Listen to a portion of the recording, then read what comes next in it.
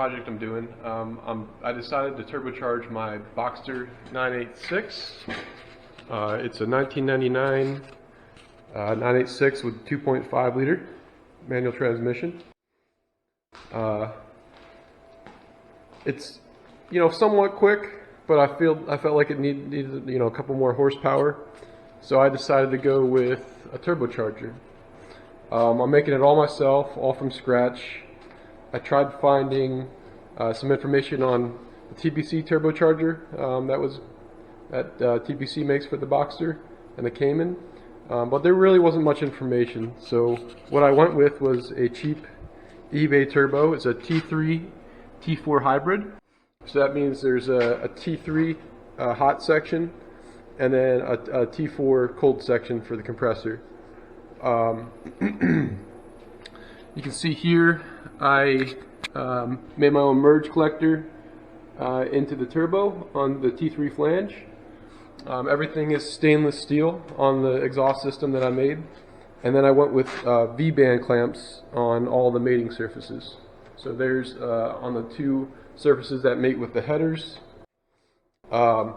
Here's that 3-inch V-band clamp that goes out the back of the car. That is actually a 2.5 V-band clamp, but I welded a 3-inch V-band clamp on there just to get less back pressure after the turbo. Also, I've got two O2 sensors on each bank, as you can see here. Part of my welding, I just bought a TIG welder, so these welds are not perfect, but this front V-band, or the front O2 sensor, is for the car, to adjust the fuel trim below, I don't know, 3,000 RPM, basically at idle conditions. After that, it goes open loop, and then I also put a wideband O2 sensor in here, so I can see on each bank what my O2 readings are. I suppose I could have used an O2 narrowband simulator for this front O2 sensor, but I just decided to leave it as stock so the ECU can correct for the fuel trims. Now I'll move to the car. On top here, I'm still working on the intake side of it. I've taken the intake tube off from the airbox into the throttle body, but I've got an intercooler coming, so I haven't been able to run the intercooler piping yet. I do have 2.5-inch piping ready to go, aluminum piping I bought off of Amazon with all of the clamps. I suppose another thing I should share on the top here is an oil line that you can see down here. Stock from the factory, the Boxster actually has a little plug that fits in there.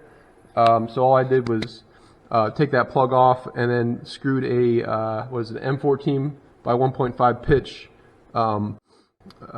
bolt oil line into that, and then it goes to a 4AN oil line fitting for the oil feed to the turbo. Underneath, you can see I bought some cheap eBay headers, and then I wrapped them just to keep the heat in, since they are much bigger than stock. I cut the flange off and put a V-band flange on there to make assembly and disassembly very easy. In the back here where the turbo will sit, got the oil feed line up here, and then the oil drain line, which is a 10AN oil drain line, braided stainless steel hose. You can see I didn't want to drill out the oil pan, so it actually fits right into the oil pan using a banjo fitting. So the 10AN goes into an M18 by 1.5 pitch thread into the bottom of the oil pan. This is nice, again, because I do not want to drill into the Porsche factory oil pan and get all the metal shrapnel into the engine.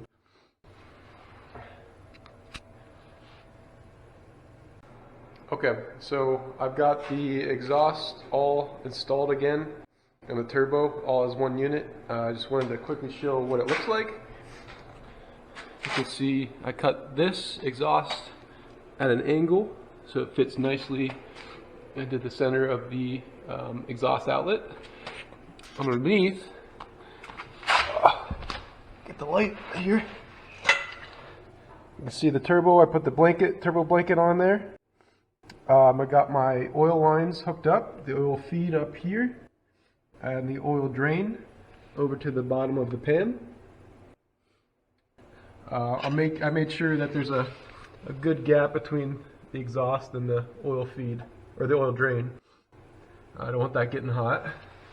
And you can see on the exit of the turbo, I actually used a series of pie cuts to get a real tight radius, so it wraps in closer to the transmission and this intake, or the exhaust over here. I think in the future I might put either a muffler or a catalytic converter in here. There's not much room, but I think I can make that happen. Right now it's just straight exhaust, and it actually sounds pretty decent like that. I'll include a clip of that later. Then on the exit of the compressor of the turbo, that's my next task. I'm going to run a 2.5-inch intercooler line all the way from here over top of the turbo, probably put a heat shield here, and fit an 18 by 12 inch intercooler on this side, and then it'll go up to the engine. On the opposite side it was from factory, and I think since the intercooler is going to be sitting in this orientation, I'm going to build some cowling, some aluminum cowling, to scoop the air coming in up into the turbo, up into the intercooler, and it should actually have pretty decent airflow up through there, I hope. If not, if my intake temps are really high, I'll probably put an electric fan that sucks air up into the intercooler, since it's just so hard to get a good airflow on a mid-engine car like this into an intercooler, versus like a traditional front mount intercooler. You can see my O2 sensors are hooked up, my V bands are hooked up to the headers on both sides. The exhaust actually mounts into the transmission. I put some stainless steel angle iron there, mount it to the transmission. That should keep it pretty steady. And since the transmission and the engine and the turbo will all be mounted and solid together, as you know, the engine torque is applied and the engine rotates back and forth, the whole assembly, exhaust, turbo, engine and transmission, should all rotate and move together. That's the hope, at least. So that's it for now, and then next I'll be adding the intercooler lines and the intake lines, and then hopefully make boost sometime in the near future. Alright, so I got the intercooler perfect, right where it needs to be. There really wasn't much room to fit the intercooler where it's at, but let me show you what I did. So, first thing I did was weld up two brackets for the intercooler. One on this side, and then one on this side. Now on this side I actually have rubber grommets so it can move around a little bit, independent from the engine. It's pretty much perfect because now from the turbo all I need to do is 90 into this side of the intercooler, and then the other side of the intercooler goes up to the engine. One problem I foresee is there's an exhaust pipe that runs right next to this intercooler. We don't want hot exhaust gases getting on there, so I'm going to have to build a shroud to duct some of the cold air from under the car up into the intercooler. But I mean, for some of my first aluminum welds ever, I'm pretty happy with that. Aluminum is a very easy metal to weld on a TIG welder. Alright, now for some piping. We have got the intercooler on, and the piping leading up to the engine from the turbo. So I got my 2.5 inch line, so it goes from the eBay turbo to 2.5. I had to weld together a couple pie cuts to reach over to the intercooler. Okay, so the intercooler is suspended from the brackets, and it goes right up into the engine. So from the intercooler up to the engine, I needed to use 45.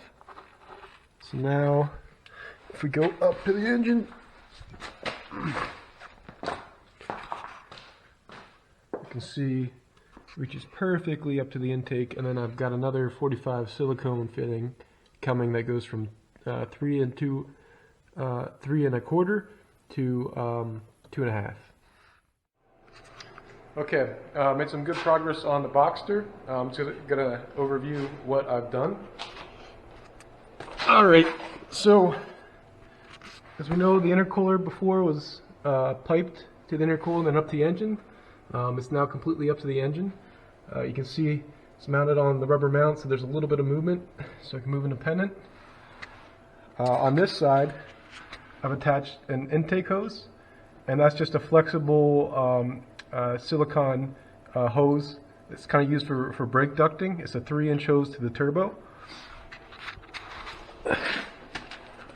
It's just this stuff right here. It's somewhat flexible, and what I found is it does rip easy, so I wrapped it in duct tape in some sensitive areas so it doesn't puncture this.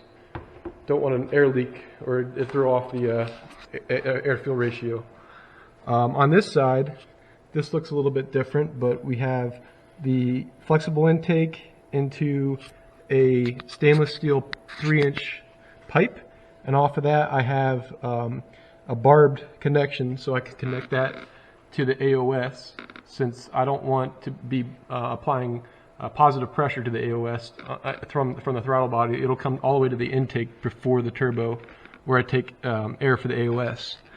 And then I have a 3-inch to a 3 1/4 inch 90 that goes into the factory mass airflow sensor.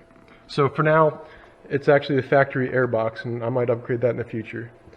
From the intercooler up to the throttle body, it was 2.5 inch aluminum piping, so I got a 2.5 inch to 3 1/4 inch adapter. That's just a 45. That actually fed up pretty nicely. It's not a perfect fit around here, but it fits pretty good. And then eventually this AOS hose will go away, and I'll have to plug that. I might actually get my boost pressure reference off of here. So now it's actually all ready to start, minus the AOS. I'll do that later when I install the boost line, but I'm going to do a test start right now.